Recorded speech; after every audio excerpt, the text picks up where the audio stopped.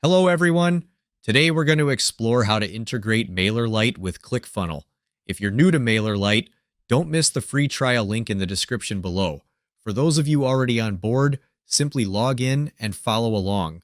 First, you'll need to create a Zapier account to establish the connection between MailerLite and ClickFunnel. On the Zapier dashboard, click Create and then select Zaps. If you need any guidance, the Copilot is here to help.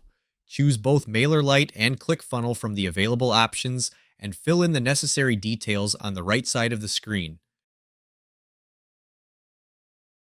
To link your MailerLite account, click Sign In and log into MailerLite. Repeat this step to log into your ClickFunnel account and your accounts will be connected.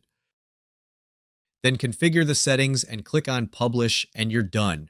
Hopefully this video will help you. Before we finish, I want to invite you to a free training webinar where you can learn how to earn high-ticket commissions while growing your email list at the same time. It's completely free, so be sure to grab your spot by clicking the link in the description below.